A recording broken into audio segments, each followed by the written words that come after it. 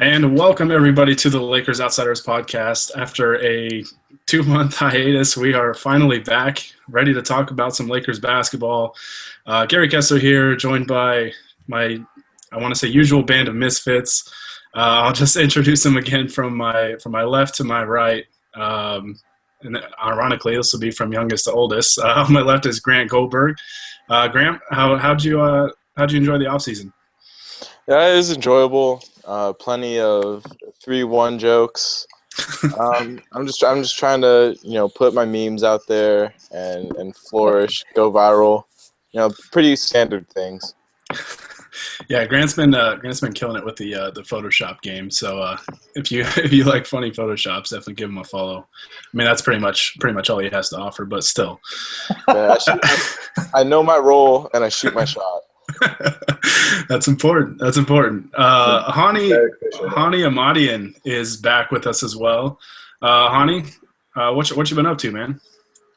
Not a whole lot. Just been really enjoying all the Twitter debates about Larry Nance Jr. or Julius Randle. It's been so fun to listen to. And that's been going on probably since our last podcast, really. Ever since Summer Once League. a week at least. Yeah, I think Summer League's really set it off. Yeah. Yeah, no, it's been pretty crazy. But Jacob Root is also joining us from the Eastern. I think you're Eastern Standard Time, right? So it's pretty late for you. Yeah, it is. But it was a good off season. I'm in the best shape of my life. I added 15 pounds or so. Been working real hard in the office, getting those Photoshops down, but. Don't let this podcast distract you from the fact that the Warriors blew a 3-1 lead in the NBA Finals. We're the first ever unanimous MVP. The 73-win Warriors? Those Warriors? 73 wins. 0 went up 3-1 in the NBA Finals. Oh man, I don't know if those jokes are ever gonna. They're gonna have to win a title, I think, before those even. Oh, those won't make consider dying down. They're the crying Jordan of like NBA Twitter. All right, so we'll get back to our basketball team, who we probably don't have to worry about being up 3-1 in a series this year. The Lakers through the playoffs. The Lakers are starting a new era in Los Angeles, the post Kobe Bryant era. The post former head coach, he who shall not be named era. So yeah, it's really interesting, really exciting because this is a completely new group. It's like I said, it's just a new era. So media day was yesterday. If you guys missed really the quotes and everything, we posted a lot of stuff up on the site, so you can check that out. Grant, since You're first one on my left there, I'm just going to swing it to you. What were some of the things that you kind of took away from Media Day? Well, initially what stood out to me most was just the vibe around Media Day. Everyone just seemed super excited to be, back together in the gym. And what stood out most to me overall was that Spectrum Sportsnet was really pushing it that D'Angelo Russell could have a breakout season. And it's good to me that, not only on Twitter is everybody, kind of, behind D'Angelo, but also the television network is too. So It's good. And it's good to see the opinions of the team for D'Angelo. They all seem pretty positive, and especially Luol Deng, he had a ringing endorsement, said that he's been in the gym. He's a really good young player, and he really wouldn't be surprised if that happened. So that's what pleased me most. Right, and that was definitely something that jumped out, was the amount of support that D'Angelo Russell had from, like you said, not only the TV guys, but like all of his teammates, the coaching staff, and everything. And that's probably a huge change of pace for him. Hani, what do you think that support's going to do for him this year? In terms of, his on-court production and maybe his mentality. I think he's going to be, he's already a pretty confident dude for, a 20-year-old that's going into his second year in the NBA. But, confidence should be skyrocketing right now because from everything we've heard from the coaching staff, they're going to basically let him make his mistakes on the court, and they'll be helping teach him how to not make those mistakes, but they're also not going to be, putting a short leash on him Lord Voldemort did last year. So like I'm pretty excited to see him basically be free with the offense. He's also going to be dominating the ball a lot more now that Kobe's gone. And Yeah, D'Angelo's a free elf. Yeah, no, it still always takes me back to the Rising Stars game when last year when Clarkson and Russell both kind of looked like it was the first time they had fun playing basketball all season. And, it took all the way until February for that to happen. But, no, it was great to just see them be able to play kind of a free brand of basketball and just kind of go out there and have fun. And I think you're going to see a lot more of that this year. So that'll be interesting. But, Jacob, was there any other player or coach even that really stood out to you on media day, some things you liked, maybe some things you didn't like? I mean, I agree with Grant that the big thing was kind of not only that D'Angelo seems like he's ready to be a leader, but everybody like acknowledges that he's the leader of this team, which is something that I think Pete Laker-Filmer mentioned. It's kind of surprising how quickly everybody kind of just said, all right, this is D'Angelo's team. Like, it seemed like something that might take a couple months into the season maybe, but, I mean, basically after one summer, we're kind of here, and this is clearly his team now. But I think the other big thing for me was just I know Anthony mentioned this a lot, but, I mean, I can't really overstate it. I mean, the vibe and just kind of the culture just felt so different than last year and the years prior. I mean, it just felt more loose and more free, and I guess the lack of expectations to a certain extent.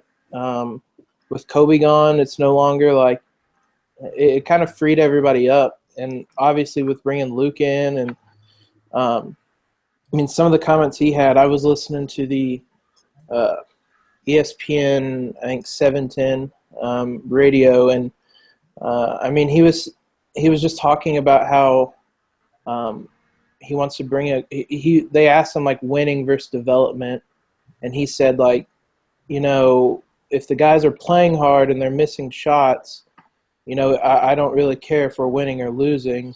As long as they play hard, we can fix that and stuff like that, which is like totally just the opposite of what Voldemort was saying last year. And just like, I mean, D'Angelo was benched because he was trying to do too much basically. And I just don't think that that's something that Luke would do. So, I mean, really just every quote that I heard from Luke Walton just made me so much more excited that he's here and Byron isn't, because I mean it's already just completely changed the culture, and he hasn't even, I mean, aside from today, he's had 3 hours with the team officially. So I mean, it's amazing how much it's changed already. Yeah, no, that was the thing that stood out to me the most from just kind of a general standpoint, was the mindset is totally different this year, where I think the coaching staff last year focused a lot on wins and Kobe and getting Kobe the ball and, really feeding into his farewell tour and this and that. This year, it's all really what I noticed from a number of guys that were interviewed was they want to play for each other. It's playing together and being unselfish. And I really noticed it with Julius Randle's interview with the Spectrum Sportsnet guys. He kind of touched on what Greg Popovich talked to him about with the USA Select team and just being unselfish and I think the phrasing he used was being over yourself, like playing for each other and playing unselfish basketball. And I really like the fact that Julius kind of sees himself as a leader for this group, seeing as he's going into his third NBA season, which, for a handful of guys on this team, that's more, he's more experienced than, those guys, even though there's some veteran leaders on this team. But yeah, just the mindset from everybody, it's a more unselfish attitude.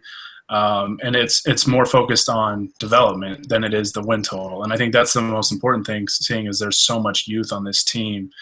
So I think that's definitely important. But we'll see how it goes. And it's going to be a day by day thing, I think, with this group because they're so young. But I'm excited. I think we're all excited, and there's plenty of reason for optimism for things moving forward. I think the Lakers hit rock bottom last year, so hopefully it's nothing but an upward trend moving forward. So speaking of kind of the new regime with Luke Walton, I don't know if you guys noticed today, just some quotes and stuff, but we're saying that Luke Walton was having music blasted during the practice that they had today. Hani, I'll throw it to you first. I mean, what's kind of your take on that?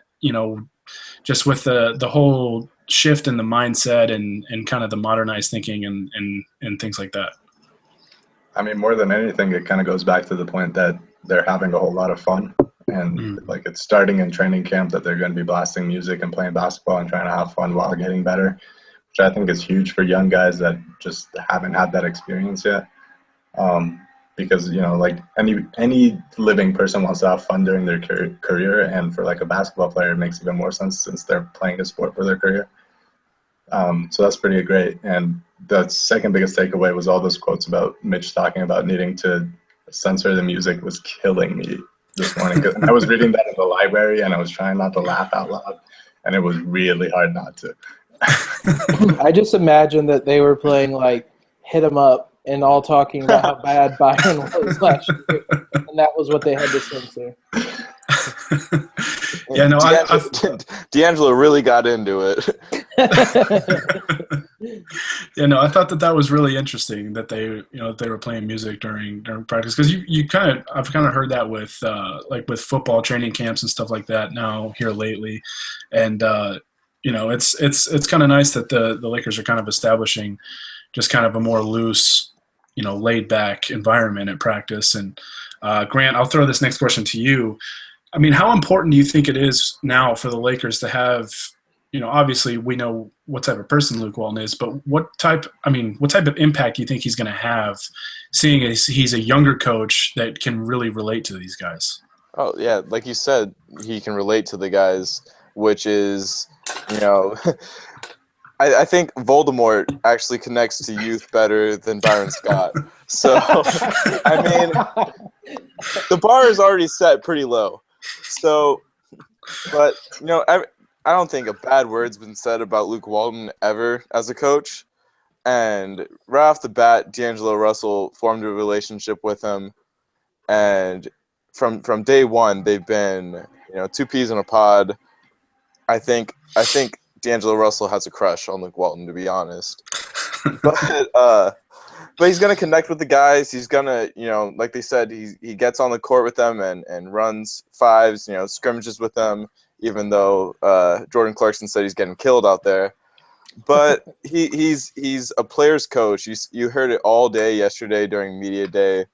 And I think that's something that was sorely missed from the 2 years that Byron was on the staff. And I think that's partially why Mark Madsen was brought back, because he's probably the most likable guy on the staff, and he could really connect with the guys. And I think that the Lakers front office saw that, and why not have more guys that the players like and could connect to and will actually listen to.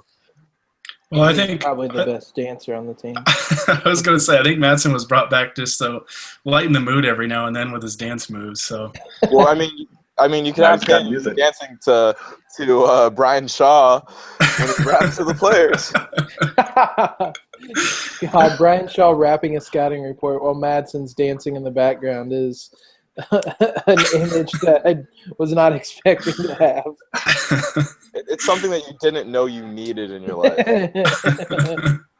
It's all about the new regime. Okay, Jacob, another player that we talked about kind of the relationship that D'Angelo Russell and Luke Walton have kind of developed here early on. Another player he spoke very highly of, and everybody has said that he's developed just a tremendous relationship with already, is Julius Randle. And Luke Walton just raved about him today and his ability to get the ball and just go and just push tempo. What does that open up for the Lakers offense this year? Oh, just so much. And I've said said a couple times, I think, just in conversations on Twitter and whatnot, but I don't think there was any one person that was probably hurt more by Byron and his lack of an offense than Julius was. I mean, I'm trying to look it up now, but the amount of isolation plays that Julius had was staggering. I want to say it was second or third in the league. Yeah, it was among the league leaders. I do remember that. Yeah, so it was fourth in the league, even ahead of Kobe. Wow. So I mean, there was no offense for him. His offense was to get the ball at the elbow and create something. So I think we haven't really seen what Julius is capable of, except in spurts and flashes. So, I mean, it's obviously it's an easy comparison, but when you look at how important and how versatile Draymond was in the Warriors, I mean, he was arguably their most important player, especially in the finals. So, I mean, obviously, I don't want to throw that comparison to Julius, but I think that's the type of things that he can open up. Where I know Luke said that he wants him to play the 5 some, and they've told him when he gets a rebound to push it. So, I mean, if you get a guy like Julius pushing the ball with D'Angelo and Clarkson where they can just run down and spot up and kind of spread the floor right away and just kind of creating havoc on the defensive end from the get-go, I mean, ideally it should lead to great things offensively. So, I mean, I think out of all the players, I'm most excited to see Julius because I think Luke's going to use him just far more effectively than Byron ever did, and I think it can be a real game changer for the Lakers this year. If I could add something real quick, what stands out to me with Julius, how he's encouraged so much to push the ball up the floor, that really excites me because I don't think any one player is just going to be designated to push the ball. I think you can put the ball in any player's hands and they can just immediately run up the court. And I think that's one of the most exciting aspects of this upcoming season. Right. And, I think with so many players that, can just grab the rebound and go. I mean, there's going to be a select few that can't really do that, or they can try, but you don't really want them to. And, guys like Mozgov, obviously, or Zubats, you don't want to just get the rebound and go. But, Hani, I mean, with so many guys that are able to do that, would you say the Lakers are probably going to play at about a top 5 pace in the league this year? Top 5 seems hard just because the lack of experience and all of that, but I think they will be maybe like the top half of the league, top 15 or so.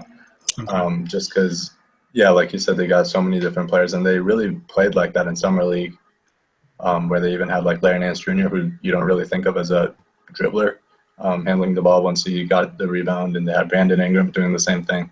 So I think you're going to see a whole lot of that, and it will help them get into sets much more quickly, which they definitely didn't do last year. And I think that's just like, even if they don't get shots up very quickly, just getting into their sets more quickly and having more options is, I think, how they're going to benefit from it. Yeah, that's something not a lot of people have talked about was, a lot of times last year we'd see the Lakers get into their offense at about 13 on the clock, 13 or 14. Yeah.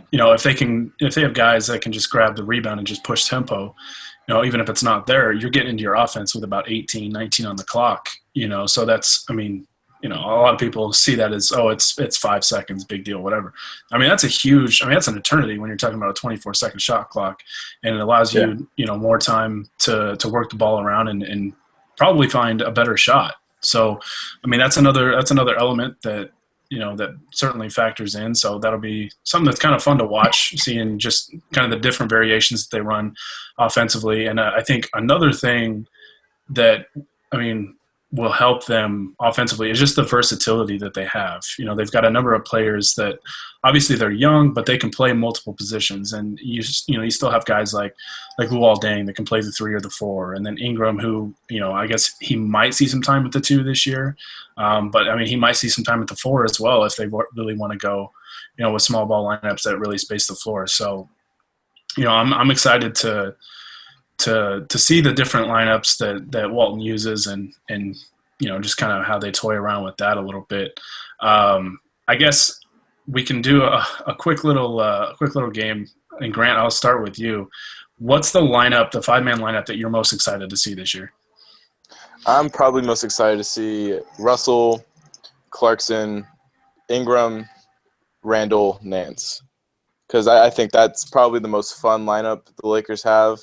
Really push in transition, lots of lobs, and everybody. I mean, from what we've seen from Larry Nance Jr. expanding his game behind the 3-point line in summer league, and it hinges on Julius making his improvements. I know there was a video on Twitter today that Mike Trudell shot of him just draining a bunch of threes in a row, but it opens up the floor a lot. You can create a lot. So that's number one. Most excited lineup. Number two, Marcelo Huertas, Jose Calderon, Nick Young. Let's throw in Yee and put in Mozgov, and that's our lineup of death. Like we're gonna die whenever we put that. Hani, do you have a different lineup? What Grant said is probably my number one, but just for the sake of giving another one, I think I'd like to see Ingram get some time at the 4, which I don't know if it will happen this season, but just for the heck of it, I'll say Russell, Clarkson, Anthony Brown, Ingram, and then either Randall or Nance, depending on just what you need from that position. Just because that's a whole lot of length, even though you're downsizing. And I think that would be like a fun defensive, like perimeter defensive team, and pushing the pace and shooting all over the floor if Anthony Brown can, hit a shot every once in a while. I think that would be kind of a fun lineup. Yeah, I think the common theme with these lineups is there's a lot of speed and there's a lot of athleticism on there, and a lot of shooting, a lot of floor spacing. So I mean that's huge, especially in today's NBA. Jacob, do you have a different lineup, or do you kind of have the same idea as the first two? The idea is the same. Two things real quick. I didn't want to interrupt you guys, but Hani mentioned about isolation and whatnot last year. The Lakers were dead last. Well, actually, they used isolation most frequently last year of anybody in the NBA, and it was by a sizable margin. And then in terms of pace, the Lakers were roughly middle of the pack. They averaged almost 98 possessions per 48 minutes, whereas the Warriors were almost 102, so 4 more possessions per game. The lineup I am most interested in, I mean, it's almost the same as what Grant said. It'd be Clarkson and Russell in the backcourt. And then probably Ingram, Deng, and Randall, because I think with that lineup, you have 5 guys who can get the ball and go. And I think probably early on in the year, maybe in first preseason game, that's going to be our lineup of death or whatever you want to call it. Our version of that, where I mean, Randall's good enough on the boards and has the strength, I think, to defend bigger centers. And then you have we saw today Randall shooting threes. I mean, if that's something he's added to his game, you have 5 guys that can shoot a 3 on that. So I mean, you can spread guys out and just kind of eat them up defensively, hypothetically. But I mean, also I think Anthony might have mentioned this, or I saw it on Twitter a while back. I mean, one of our most, or I guess least interesting lineups is probably going to be our starting lineup of Clarkson, Russell, Deng, Randall, and Mozgov, which is, I guess, kind of funny to think about in a way. But, I mean, nobody's really talking about that lineup other than, like, yeah, they're going to start, but, after 5 minutes, it'll be fun. So Yeah. it'll be kind of interesting because based on the comments, I'm rambling on a little bit, but based on the comments that Luke made yesterday. I mean, he's really excited. Yesterday he's really excited about Mozgov, and I could really kind of. It seems to me that Mozgov is going to be that kind of Andrew Bogut role that was for the Warriors, kind of that physical presence, the big man that is there to. In certain matchups, he'll be used. But I mean, they didn't start their death lineup last year unless Bogut was hurt. So I think that's kind of what we're getting with Mozgov this year. Yeah, no, I mean, I agree with pretty much all your guys' lineups. I mean, like I said, the common theme is, you've got speed, you've got shooting, you've got athleticism, and versatility. I think that's the big thing. And yeah, it's just going to be a lot of fun. Like I've been saying this for a little while now, but the Lakers might rack up the losses again this year, and they might be near the bottom of the NBA again, and that's fine. But I think it's still just going to be so much fun to watch this new brand of basketball and a more modernized version of basketball, especially compared to what we saw the last couple of years. So that should be fun. And speaking of losses, we will talk about the over-under for the Lakers this year. Vegas has set the over-under for their win total at 24.5. I think we're all in agreement that we'll take the over. Yeah? Yeah, 82 is over, so yeah. Excuse me, I think you mean 98. Okay. Yeah, fair point. Didn't think we'd have anybody taking the under on that, Well, I mean, but maybe 99. They're going to win an extra game. 99 because the whole All-Star game is going to be Lakers, right? Right. it's also going to be the Rising Stars game, so that'll be kind of weird. We're going to have a bunch of Lakers in the We'll just Rising make it Stars an game. even 100. But no, we'll just take this time to make this our official win total prediction Oh. this year, since we're all taking the over, obviously. Jacob, I'll throw it to you first. How many games are the Lakers going to win this year? I'm terrible at these because last year I said that I gave the caveat if everything goes right, I could see around 30 wins, 32 wins, and that we got about half that. It's hard to say. I mean, honestly, if we got even 24, 25 wins at this point is I mean, I really don't care about the win-loss, so I mean, something like that. If I have to pick, I'm going to say I'll go 30 and 62, right at even 30, which I think that's 12, 13 games more than last year. I really think that there's just going to be a huge improvement for this team. Just they're playing so much more free, they're having fun, like we said, and I think I know it's hard to imagine, but I think at times we almost forget just how much Byron held these guys back, especially offensively. Well, and not only Byron, but I think Kobe as well. I love Kobe as much as the next guy, but just kind of the style of play that, we watched last year and the inefficiency, as much as I loved seeing Kobe one last year and everything, it kind of handcuffed the rest of the guys a little bit, especially when, the coach is directing you to force feed Kobe the ball when he's sitting out there, hobbling around, just doing as much as his body will let him. So yeah, no, I mean, having those two kind of out of the way now, I think will help free it up. And so that'll be interesting. But Honey, do you have the Lakers winning less than 30 or more than 30 since Jacob set the first prediction? If we're doing Price is Right rules, I'm going with $1. But no. So my initial thought was 27, and that was like basically right after Luke got hired. And I just thought, like a 10-game improvement. One is a round number, and I like round numbers, and two, it just like genius. metric system. Just made sense based on internal growth, a coaching change, and a couple better veterans. But I'm just kind of looking at the rest of the league, and it feels like every team is a lot better this year. Mm-hmm. And basically no teams are tanking. So I'm going to lower it down a couple, and I'm going to say 25.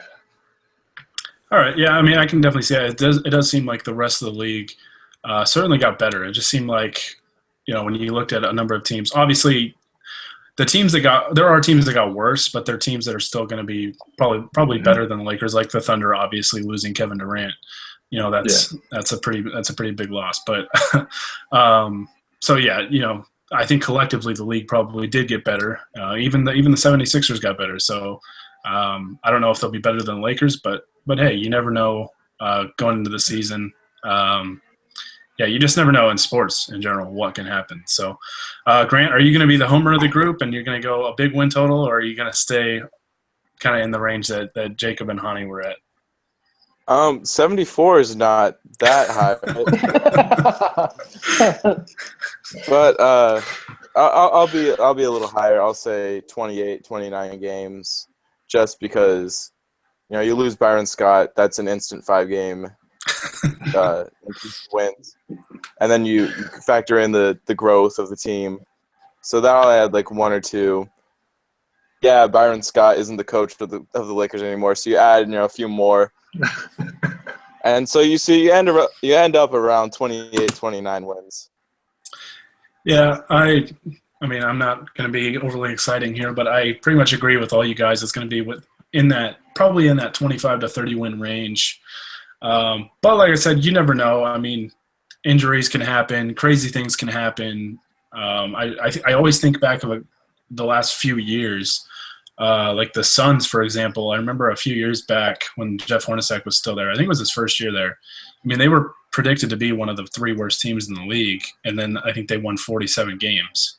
Obviously, they had a little more established talent and things like that. But it's just kind of an example of, anything can happen. We always kind of have an idea of what these teams will do, and then there's always surprises, both good and bad. So you never know, but I think a realistic expectation would be around 25 to 30 games. And, that's not great by Lakers standards, obviously, but anytime you can improve your win total by around 10 games from the year before, I mean, that's a huge step forward, especially with, a young team and a new system with a new coaching staff and everything. So that'll be interesting to see. I can't wait for the games to get started. But, like I said, like we've talked about before, though, the wins really aren't the important thing. I think we all agree that the development is obviously the primary objective there. So wait, what you guys are basically telling me is that I should put my life savings on the over in Vegas, right?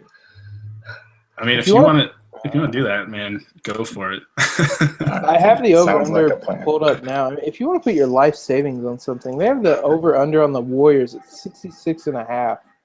Like that's, and I know that they have I know that they have obviously an insane starting 5, but I mean, 60.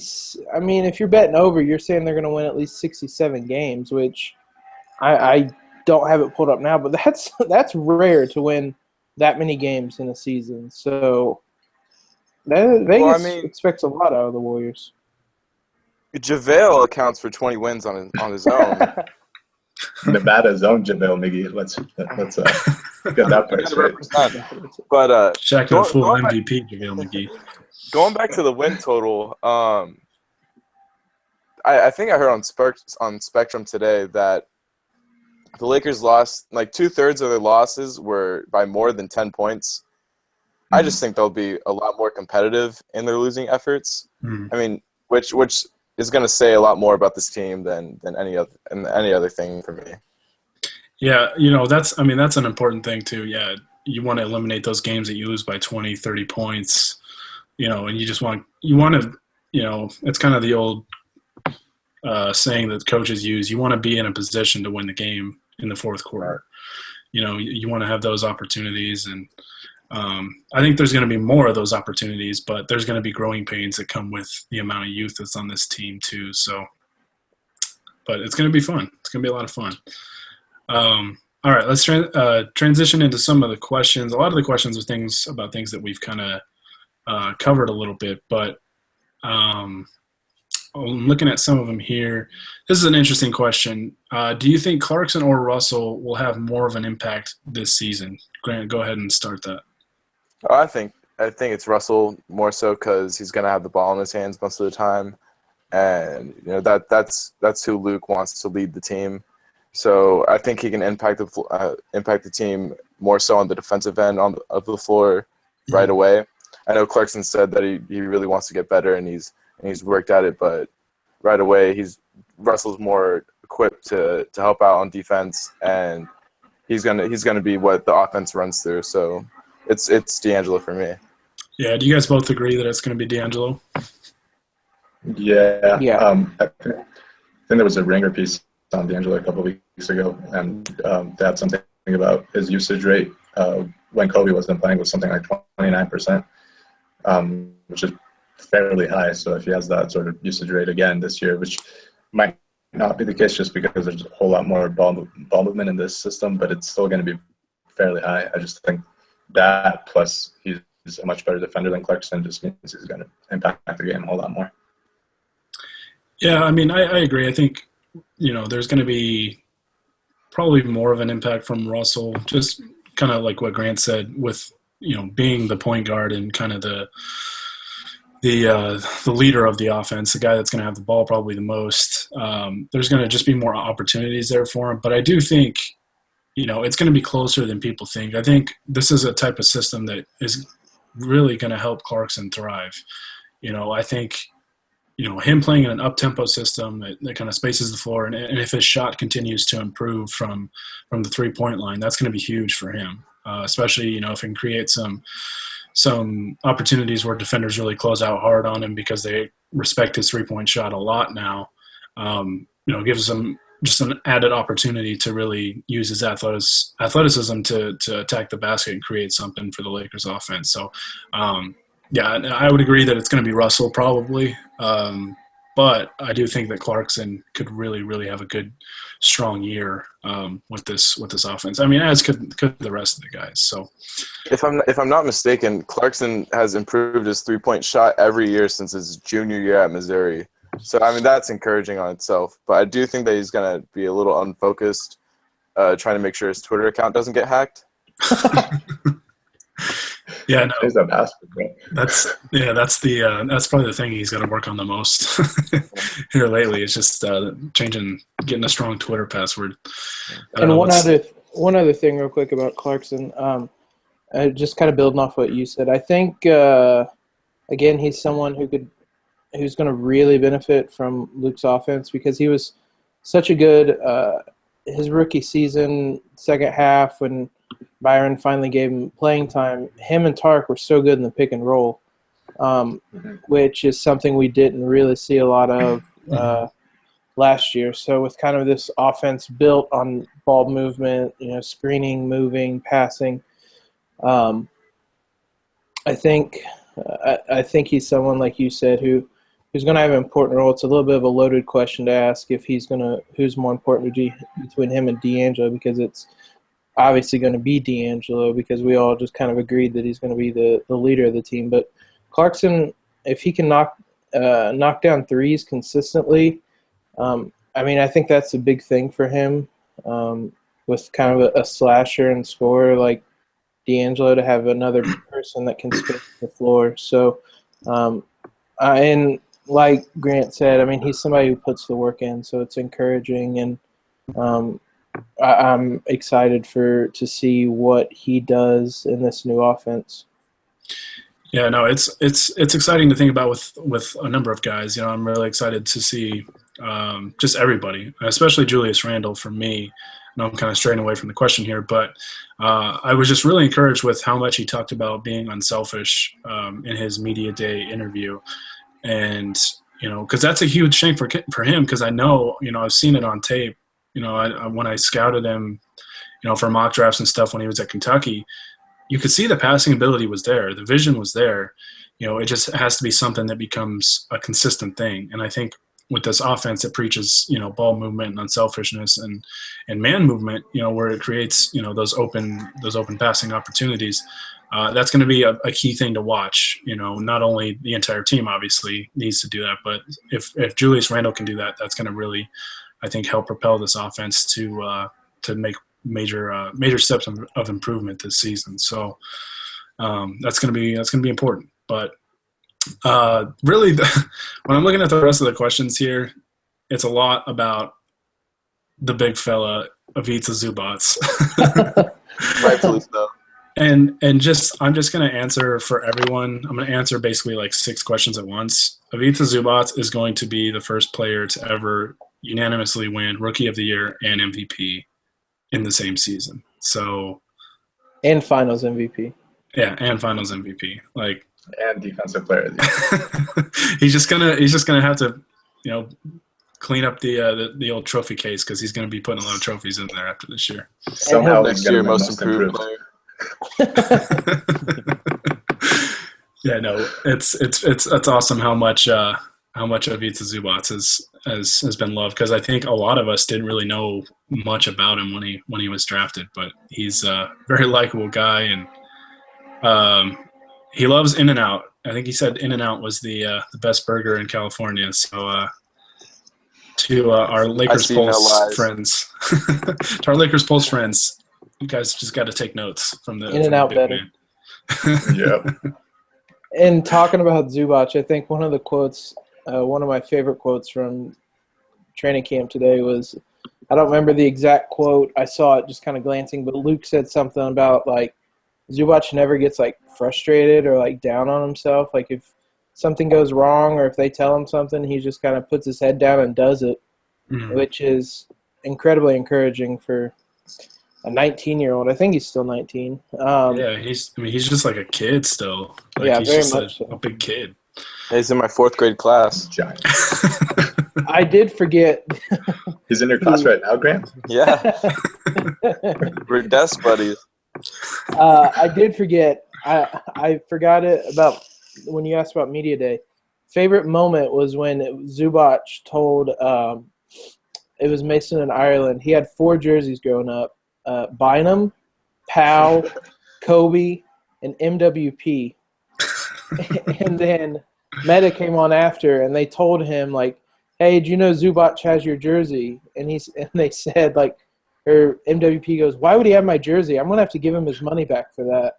So, but I mean, he said when he was little he had his jersey, and I mean, well, 7 years ago was about 7 years ago when we won the title. So I mean, Zubac was 12, which is kind of hard to believe, but yeah, I mean, he's very much a kid. He still has braces.